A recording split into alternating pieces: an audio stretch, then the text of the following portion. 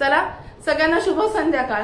आणि 2 दिवस मी व्हिडिओ घेतला नाही कारण माझी तब्येत अजिबात बरी नव्हती, त्याच्यामुळे 2 दिवस मला व्हिडिओ घ्यायला जमलंच नाही। आजची जी रेसिपी मी तुमच्याबरोबर शेअर करणार आहे ती म्हणजे चहाचा मसाला कसा करायचा ते। याच्या आधी पण मी एक व्हिडिओ याचा टाकलेला आहे, पण आज मी परत तो तुमच्याबरोबर शेअर करणार आहे चहाचा मसाला कसा करायचा ते। जेव्हा आपण बाहेर कुठे चहा घेतो बघा, आपण प्रवासात गेल्यानंतर आजकाल बरेच अमृततुल्य चहा, येवले अमृततुल्य, बासुंदी चहा असे खूप छान छान चहा आपल्याला रस्त्याने जाताना दिसतात, चहाची दुकानं। तर तिथे चहा घेतल्यानंतर आपल्याला 1 कप घेतला ना की परत दुसरा कप घ्यावासा वाटतो, कारण त्याची चव ही खूप छान असते। आणि एक ठराविक वेळ झाली की आपल्याला चहाची खूप तलफ येते आणि चहा घेतल्याशिवाय तर काही सुचत नाही, फ्रेश वाटत नाही, तरतरी येत नाही। तर या बाहेरच्या चहामध्ये असं असतं तरी काय बरं, तर याचा जो मसाला आहे तो कसा करतात हे तुमच्याबरोबर शेअर करणार आहे अगदी सोप्या पद्धतीने। कारण बाहेर जो आपण चहा घेतो ना त्याच्यामध्ये थोडा का होईना ते मसाला लोक ऍड करत असतात, ती जी चहा करणारी जी लोक असतात ना ती मसाला ऍड करत असतात। तर त्या मसाला बनवण्याची सुद्धा काही पद्धत आहे, तर तो मसाला कसा करायचा चहाचा अगदी सोप्या पद्धतीने तुमच्याबरोबर शेअर करणार आहे। आणि अतिशय चविष्ट असा मस्त चहा, आपली चहाची तलफ भागवणारा चहा त्याने होतो। तर तो चहाचा मसाला अगदी सोप्या पद्धतीने कसा करायचा ते तुमच्याबरोबर आज मी शेअर करणार आहे। चला बघूया। चला चहाचा मसाला करायचा कसा अगदी सोप्या पद्धतीने, काय काय साहित्य लागतं, तर हे जे साहित्य आहे हे सगळं मी अंदाजाने घेतलेलं आहे। तुम्हाला या साहित्यामध्ये मी एवढंच फक्त सांगणार आहे की लवंग आणि मिरे आणि दालचिनी हे थोडंसं ह्या सगळ्यांच्या प्रमाणात कमी घ्यायचं, कारण हे जरा स्ट्रॉंग असतं त्याच्यामुळं। वेलदोडे घेतलेले आहेत मी, सुंठ पावडर आहे, साधारणतः 60 ते 70 ग्रॅम सुंठ पावडर घेतलेली आहे। ही सुंठ आहे ही डायरेक्ट मिक्सरमध्ये आपण काढत नाही, कारण मग मिक्सर खराब होतं, अशी डायरेक्ट सुंठ मिक्सरमध्ये काढू नये, ती पूर्ण बारीक होत नाही। दालचिनी आहे, जायफळ, लवंग आणि मिरे एवढं घेतलेलं आहे। वेलदोडे, सुंठ पावडर माझ्याकडे थोडी होती, ती सुंठ पावडर घेतलीये, ती थोडीशी कमी पडणार आहे म्हणून ही सुंठ मी घेतलेली आहे। दालचिनी घेतलीये, 1 जायफळ, लवंग आणि मिरे। तर ही जी सुंठ आहे ना ही एवढी अख्खी हे खांड सुंठेचं जे आहे हे मिक्सरमध्ये निघत नाही, म्हणून आपण खलबत्त्यामध्ये थोडंसं याला कुटून घेऊया, म्हणजे ते आपल्याला मिक्सरमध्ये घालायला सोपं जाणार। कुटायचं म्हणजे थोडंसं फोडून घ्यायचं, पूर्ण कुटायचं नाहीये।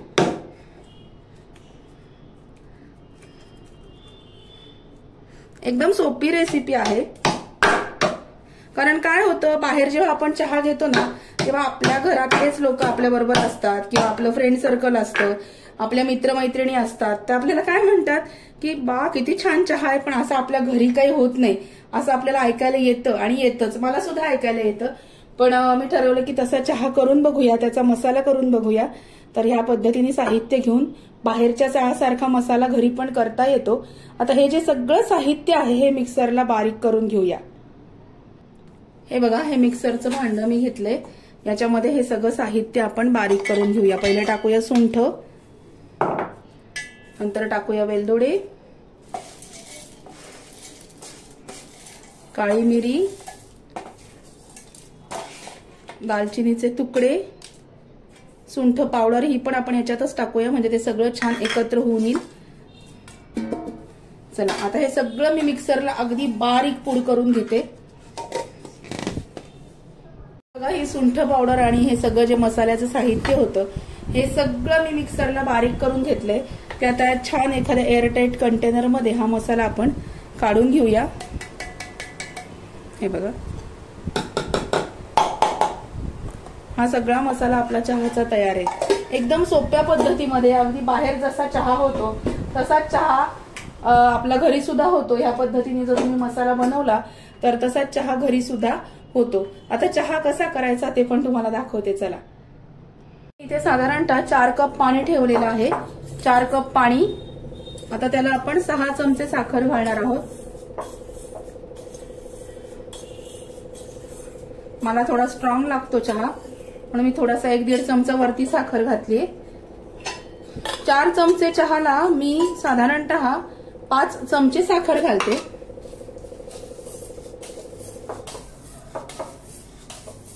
साधारणतः 5 ते 5.5 चमचे साखर मी याला घालते। आणि हा चहा थोडासा उकळला किंवा मसाला घालायचा म्हणजे मग त्याचा स्वाद जास्त लागतो। बघूया, हे बघा, हा चहाचा मसाला आता आपण केलेला, खूप सुंदर असा याचा वा स्मेल येतोय. हे बघा, आता हा आपण याच्यामध्ये घालूया.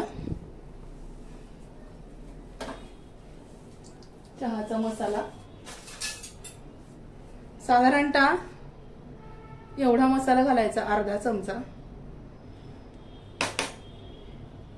उन्हाळ्याचे दिवस आहेत, खूप जास्त मसालेदार आणि स्ट्रॉंग असं नको वाटतं, त्याच्यामुळे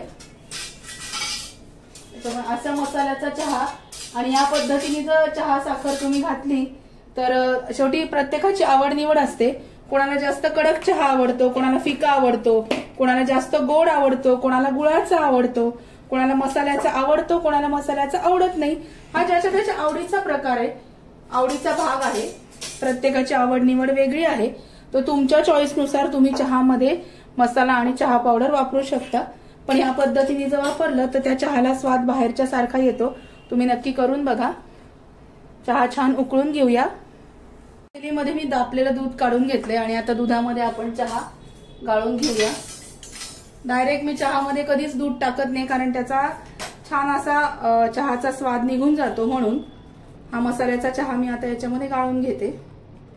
हे बघा किती सुंदर कलर आलाय चहाला. मस्तपैकी चहा गाळून घेतलाय. चहाला कलर एकदम छान आलेला आहे. आता चहा या कपांमध्ये मी ओतून घेते.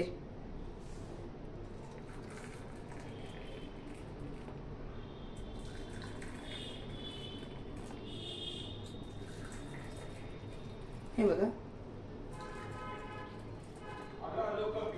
चहा ओतून घेते मी कपामध्ये. हे बघा, आणि आता हा मसाल्याचा चहा मस्तपैकी रेडी आहे. तुम्ही पण सगळेजण या, मस्तपैकी आपण चहा एन्जॉय करूया. अशा पद्धतीने नक्की मसाला करून बघा, खूप छान होतो. मी ज्या पद्धतीने सांगितलं त्या पद्धतीने चहा पण करून बघा. प्रत्येकाची शेवटी पद्धत वेगळी असते, पण नक्की थोडासा चेंज म्हणून एकदा करून बघा. खूप छान चहा होतो. आजची रेसिपी कशी वाटली ते मला नक्की कळवा. रेसिपी आवडली असेल तर व्हिडिओला लाईक करा, शेअर करा, सबस्क्राईब करा. आणि आजच्या व्हिडिओमधली महत्वाची टिप म्हणजे हा जो मसाला आपण केलेला आहे हा सर्दी खोकल्यासाठी अगदी थोड्याशा साधारणतः 2 ते 3 चमचे दुधामध्ये उकळून हा थोडासा मसाला चिमूटभर जर तुम्ही घेतला तर सर्दीला खूप छान आराम पडतो ह्या मसाल्याचा. फक्त 2 ते 3 चमचे किंवा अर्धा कप दुधामध्ये, गरम दुधामध्ये तो मसाला जर तुम्ही उकळून मसाला घालून जर ते दूध उकळलं अर्धा कप आणि ते जर खूप सर्दी खोकला झाल्यानंतर घेतलं तर मग ते खूप छान होतं. सर्दी खोकल्याला त्याचा खूप आराम पडतो. नक्की रेसिपी ट्राय करा. व्हिडिओ आवडला असेल तर व्हिडिओला लाईक करा, शेअर करा, सबस्क्राईब करा. आणि भेटूया अशाच नवीन व्हिडिओमध्ये नवीन विषयाबरोबर उद्याला. तोपर्यंत स्वतःची काळजी घ्या आणि या चहा घ्यायला. Bye bye.